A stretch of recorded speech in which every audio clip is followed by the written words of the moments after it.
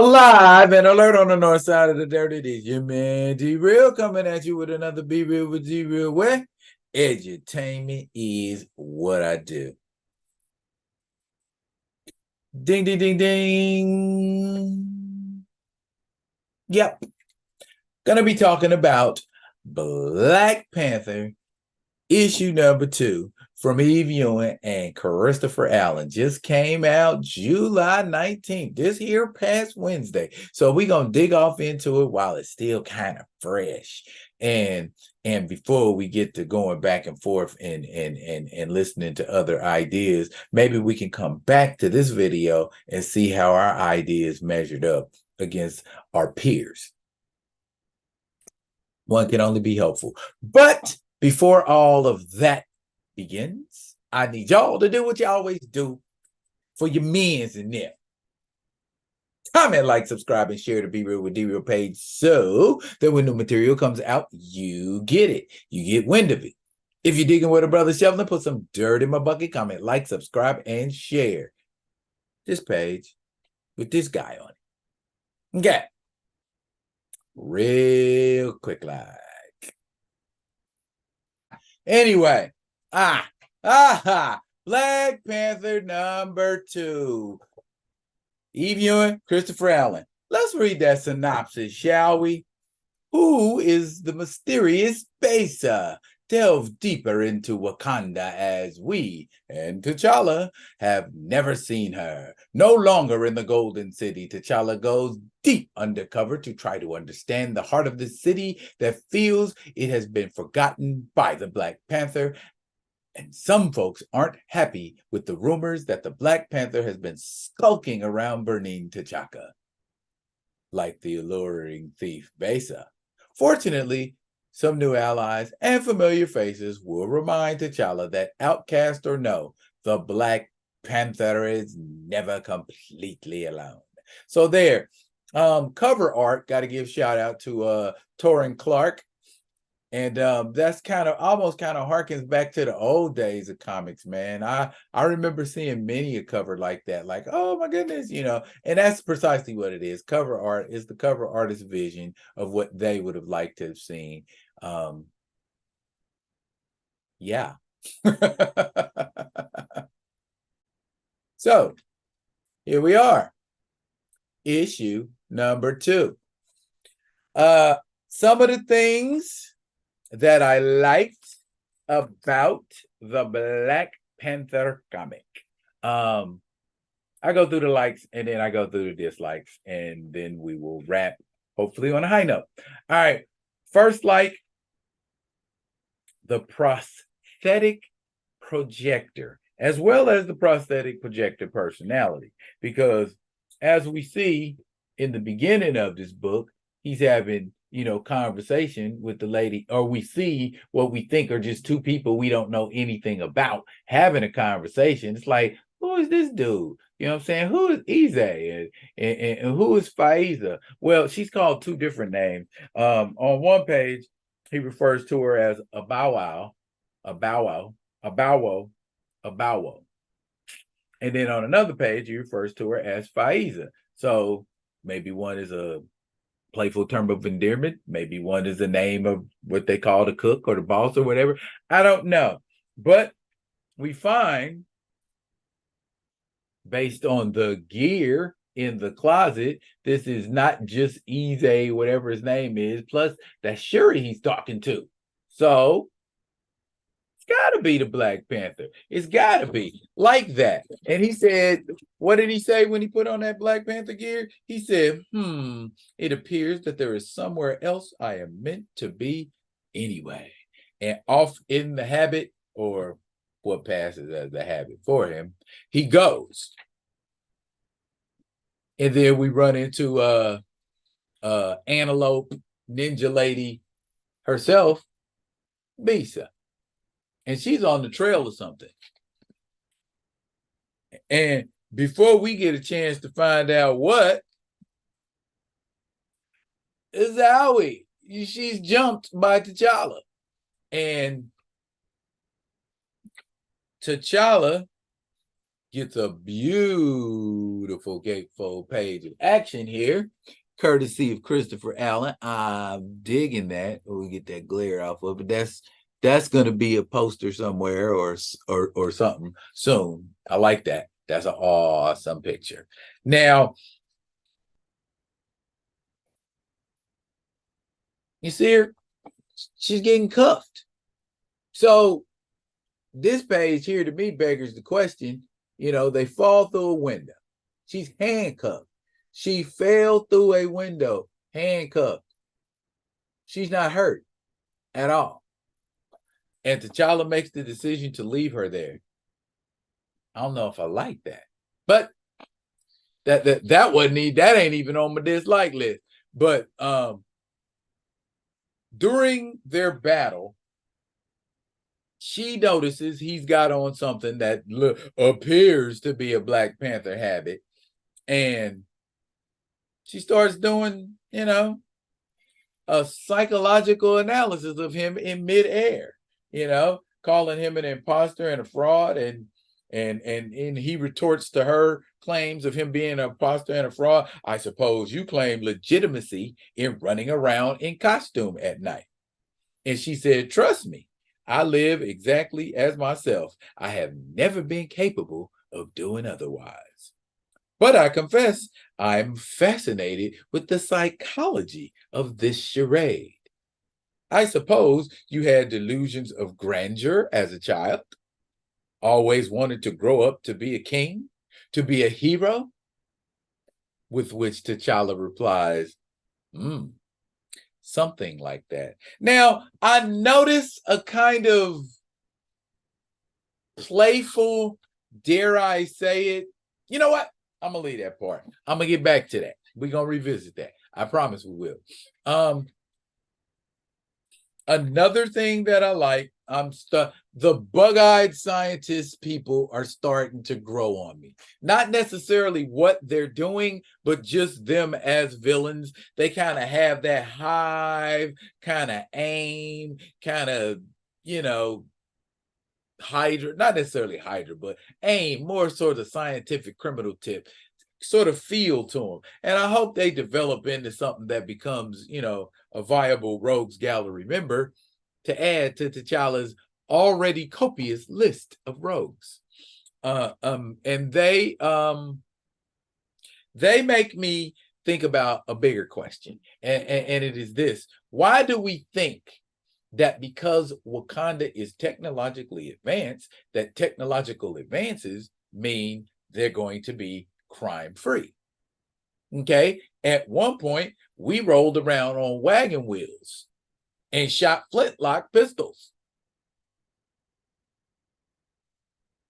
You see what I'm saying? Science moves on, and crime didn't stop because guns got better. Crime didn't stop because we started rolling on vulcanized tires. You know what I'm saying? Technological advances don't do anything but make us have more avenues we can use to commit crime. Why would Wakanda be any different? And why wouldn't there be criminals, even of a superpowered nature, in Wakanda,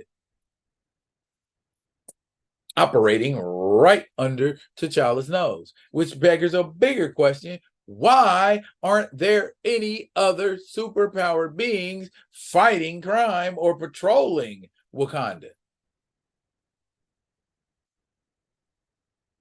A question for another time. Somebody I ain't seen in a long time popped up in this here comic book. Y'all know who that is right there? You know who that honey is? That is Tilda Johnson, aka Nightshade. Pheromone lady that works with the chemicals and gets everybody to like her. She even at one time had a werewolf liking her, and that werewolf was the Falcon.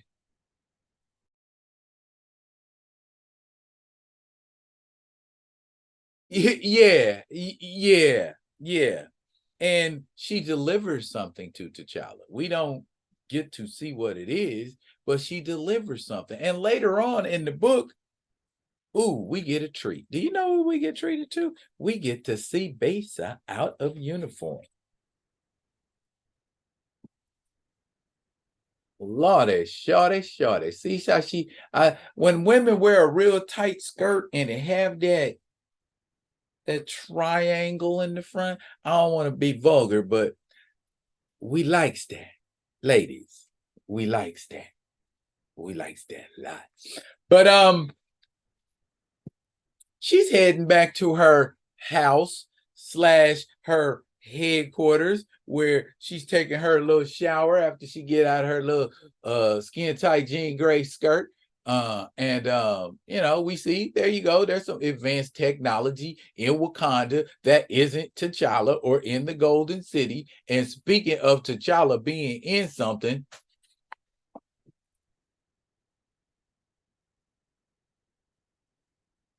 hey, shorty. Hey, shorty. What's going on, shorty? T'Challa at your house, chilling like a villain. How you feeling? Next issue of Wakandan Wedding. Oh, my. I wonder what that's going to be about. I wonder what them getting together is going to be about. I hope it does not become a Catwoman type energy with Batman, Catwoman type energy. I ain't with that. Okay. Things I didn't like. And I just kind of hinted on it. The relative ease with which T'Challa takes down Bisa. Or is it Bisa complying with T'Challa's wishes so that she can much easier escape, which is what she did. In either case, that's a rookie mistake on your part, T'Challa. You need to make sure the prisoner's secured. If you got to, knock that heifer out. You know what I'm saying? So that's kind of, for me, that's out of character for someone that is such a tactician and strategist as T'Challa. The other thing that, like I said, that Batman Catwomanish kind of playful dynamic, let's be careful of that, Professor. We don't want to rehash or revisit old tropes. If we let's give him a new vibe, some new energy. If he gonna date somebody, give him somebody to date that don't give off a Peter Parker and Felicia Hardy Spider-Man Black Cat kind of vibe. Also, the faux pas you made on this page right here. It says, and I quote, "I am far from defenseless. I still have all the skills and powers imbued by the heart-shaped herb, and I remember how to rely more on my senses, my intuition." And first, the heart-shaped herb no longer imbues T'Challa with that power. The blessing of Bast does that. And he's also the king of the dead, which we didn't even mention. Let's stay up on our what's going on info. Let's do that.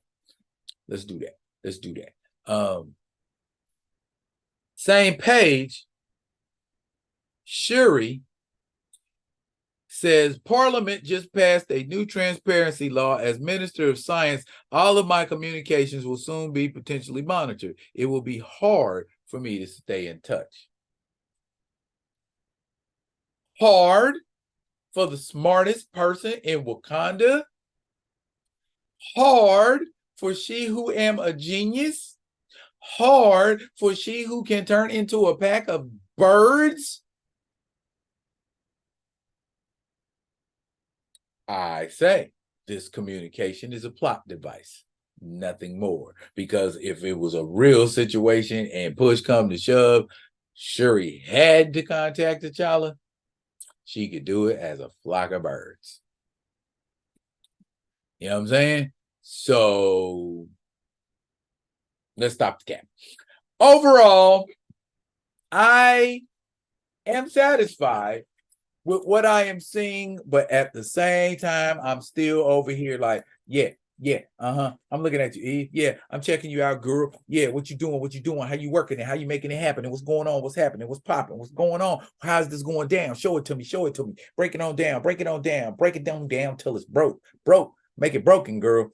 You know, when I see references to previous Black Panther lore, like jungle action, or maybe something in the Priest run, or even the Hudlin run, then I'll be like, okay, girl, the professor reading her comics, and then if I see some obscure references, like reference to the Marvel premiere appearance of Black Panther, where he fought Wind Eagle, and then a couple issues later fought the Soul Strangler. If I see some reference to that, oh, okay, she really reading. And if I see a reference to how the beef between Namor and Atlantis and T'Challa and Wakanda kicked off in Defenders comics in the 70s, oh, she really, really, really, really for real reading, and I'll be super duper impressed. Overall, looking good, but there is definitely room for improvement as it is issue 2. I ain't gonna start coming down like blah, blah, blah. Not like that. Not like that. Like I said, everybody know, and I've said it before, I give you like 5 issues to start making things develop. And so far, it looked like you got a piece of a chrysalis. But we're gonna see what happens.